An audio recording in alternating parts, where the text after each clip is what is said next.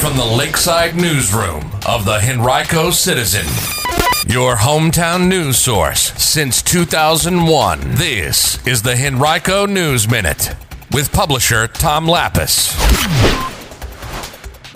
It's Tuesday, September 8th, 2020, and Henrico students are heading back to school today. Well, sort of. We'll have details in today's Henrico News Minute coming up. It's brought to you today by Henrico Area Mental Health. And now for the news. Today is the first day of school in Henrico County, but for students it is a return unlike any other they've ever experienced. Instead of catching a bus to school, students are rolling out of bed and logging onto their computers for virtual learning, which begins today and will continue for the first 9 weeks of school for almost all students. The start of school brings to fruition months of planning for a more comprehensive virtual approach to learning, one that school system officials say will be much different from the virtual learning plans that they rolled out earlier this spring on an emergency basis after schools closed because of the pandemic. The elementary school day will begin at 8 a.m. and students will have between 2 and 3 hours of teacher-led learning through video streaming, along with 90 minutes or 2 hours of independent learning time. Middle school and high school students will have 4 teacher-led periods each day, comprising roughly 4 or 5 hours, and another 2 hours or so of independent learning time on average. Middle schoolers will begin their day at 8:30, with high schoolers beginning, in most cases, at 9. On HenricoCitizen.com right now you can read all about today's return to school and some of the questions that folks are asking about the virtual plan. And we'd also like to see what your students' learning space looks like at home. You can snap a picture of your kids at their home desks and send them to us at citizen@HenricoCitizen.com. We will publish a number of the pictures we receive later this week. Well, beginning today, you can pick up free breakfast and lunch Monday through Thursday at any Henrico County school other than Holiday Elementary, where construction will prevent that from happening until September 14th. The school system also will be delivering meals to 61 bus stop sites within each school zone twice weekly. Free meals will be available at all sites through the end of the year as part of the U.S. Department of Agriculture's Families First Coronavirus Response Act. If you go to a school to pick up meals, you can do so between 7 and 9 on Monday through Thursday to get hot breakfasts when available and cold lunches, or you can stop by between 11:30 a.m. and 1:30 p.m. to pick up hot lunches and cold breakfasts for the following day. School buses that will deliver to those 61 sites will do so between 11:30 and 1:30 on Mondays and Wednesdays. You can view a complete list of locations along with the times at which the buses will be at each stop on HenricoCitizen.com right now by clicking on Education.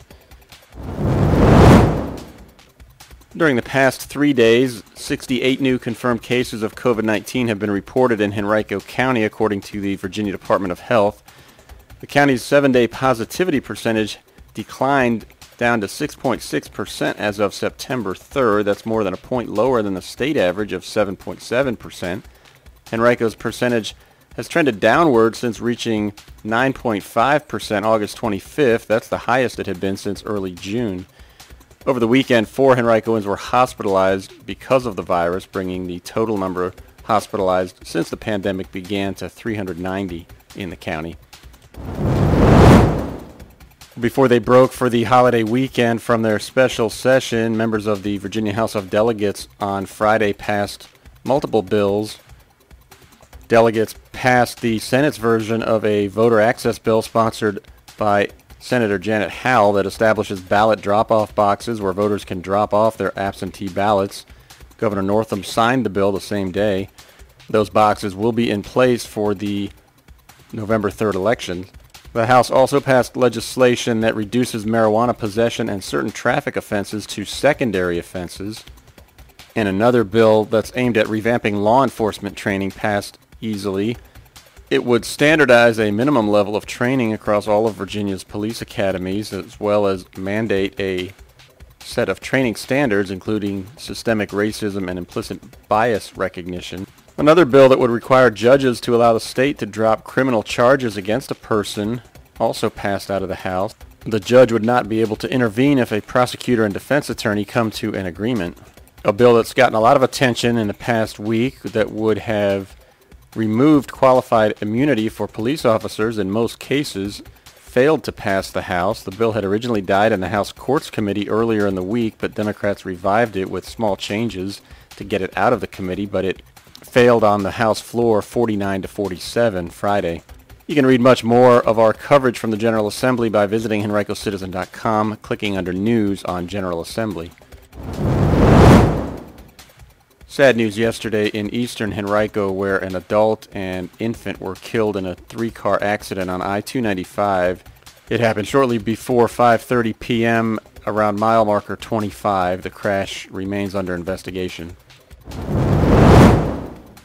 Another Highland Springs High School football player, quarterback Jamari Jones, this weekend committed to play collegiately at Boston College. He chose the Eagles over a number of other Division I programs, including Maryland, West Virginia, UNC, Vanderbilt, and Pittsburgh. His announcement comes just weeks after two of his teammates, Damon Harmon and Kelvin Gilliam, chose the University of Oklahoma. And speaking of Highland Springs football, a perennial power in the region and state, we had a chance to sit down with Highland Springs head football coach Loren Johnson recently to talk about life without football this fall and what the program is up to in the meantime, as well as hopes for a spring season. You can visit HenricoCitizen.com and click on Sports to watch our video interview. For the 13th time already this year, Transportation Security Administration officers at Richmond International Airport stopped a passenger with a gun, something that happened only 14 times each of the past 2 years. Officers stopped a Warrenton man from carrying a .38 caliber handgun onto an airplane September 3rd. It was loaded with 6 bullets, and the man also had an additional magazine with 6 more bullets.